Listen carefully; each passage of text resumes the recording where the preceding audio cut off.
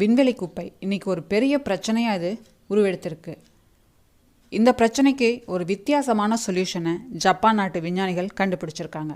அது என்னன்னு தெரிஞ்சுக்கணுமா? வாங்க வீடியோக்குள்ளே போகலாம். அன்பு வணக்கங்கள். காஃபி மக் சைஸில் ஒரு குட்டியான உட்டன் சேட்டலைட்டை ஜப்பான் நாட்டு விஞ்ஞானிகள் உருவாக்கியிருக்காங்க. நம்பவே முடியல இல்லைங்க, ஆனால் உண்மைதான்.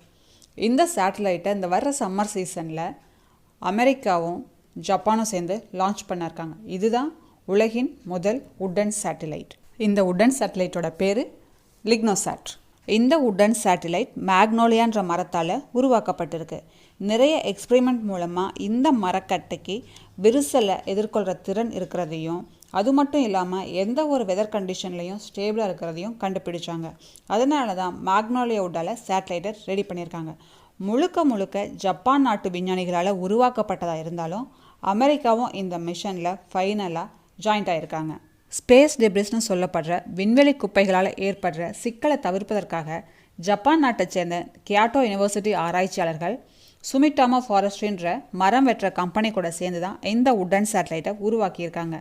அதாவது மெட்டலுக்கு பதிலாக ஃபுல் அண்ட் ஃபுல் உட்டாலே இந்த சேட்டலைட்டை ரெடி பண்ணியிருக்காங்க.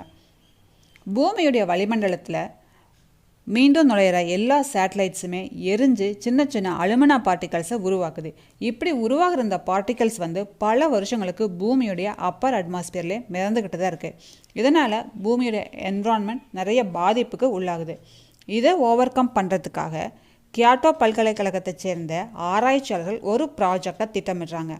லேப்லேயே ஸ்பேஸ் மாதிரி ஒரு என்விரான்மெண்ட்டை க்ரியேட் பண்ணி நிறைய வகையான மரங்களை ஆய்வுக்கு உட்படுத்துகிறாங்க. இதில் எந்த மர வகை டீகாம்போசிஷன் ஆகாமல் அதனுடைய மாஸ்லையும் எந்த ஒரு மாற்றமும் இல்லாமல் இருக்குன்னு பார்த்தாங்க. உண்மையிலே மரக்கட்டைகளோட திறனை பார்த்து விஞ்ஞானிகள் ரொம்பவே அசந்து போயிட்டாங்க. சரி, இப்போ ஏன் இது இந்த அளவுக்கு முக்கியம்னா, மரக்கட்டை ஒரு மக்கக்கூடிய பொருள், என்விரான்மெண்ட் ஃப்ரெண்ட்லியும் கூட. இன்னும் ஒரு 2000 வருஷத்தில் இங்கே இருக்கிற மெட்டல்ஸ் எல்லாமே அழிஞ்சு போகுதுன்னா கூட நம்ம மரக்கட்டைகளால் கண்டிப்பாக செயற்கைக்கொள்ள செய்ய முடியும் அப்படின்றத இந்த ஒரு விஷயம் நிரூபிச்சிருக்கு. டெட்டான சேட்டலைட்ஸ் பூமியுடைய வளிமண்டலத்தில் ரீஎன்ட்ரு ஆகிறப்ப என்ன ஆகும்னா எரிஞ்சு நிறைய அலுமினா பார்ட்டிகல்ஸை ப்ரொடியூஸ் பண்ணும். இது ஃபுல் அண்ட் ஃபுல் ஓசோன் லேயரை சிதைக்குது. இந்த ஓசோன் லேயர் தான் நம்மளை அல்ட்ரா வயலட் ரேஸ்கிட்டேருந்து பாதுகாக்குது. இப்போது இந்த லிக்னோசாட் போன்ற மரத்தால் உருவாக்கப்பட்ட செயற்கைக்கோள் அதனுடைய வேலையை முடிச்சுட்டு பூமியோட வளிமண்டலத்தில் ரீஎன்ட்ரு ஆகுதுன்னா அப்போ என்ன ஆகும்னா ஃபுல்லாக எரிஞ்சு சாம்பல் தான் இருக்கும். ஸோ இதனால் ஓசோன் லேயருக்கு எந்த ஒரு பாதிப்பும் ஏற்படாது. மேலும் விண்வெளியில் ஆக்சிஜன் கிடையாது. ஸோ அதனால் அந்த மரக்கட்டை எரிஞ்சும் போகிறதுக்கான வாய்ப்பு இல்லை. அது மட்டும் இல்லாமல் எந்த ஒரு மைக்ரோ ஆர்கானிசம்ஸ் எதுவுமே கிடையாது. அதனால் அந்த மரக்கட்டை அழுகியும் போகாது.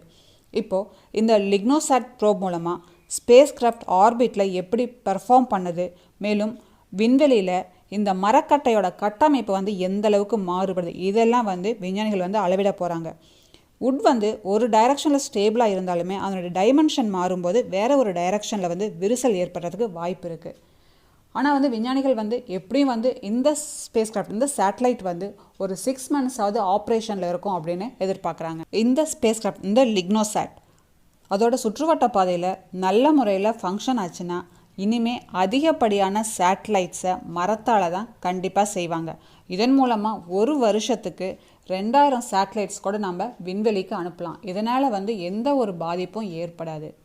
ஸோ மீண்டும் ஒரு சுவாரஸ்யத்துடன் அடுத்த பதிவில் சந்திப்போம். வீடியோ பிடிச்சிருந்தா லைக் பண்ணுங்க, ஷேர் பண்ணுங்க, கமெண்ட் பண்ணுங்க, சப்ஸ்கிரைப் பண்ணுங்க. நன்றிகளுடன் ஒண்டர் பிஹைண்ட் இட்.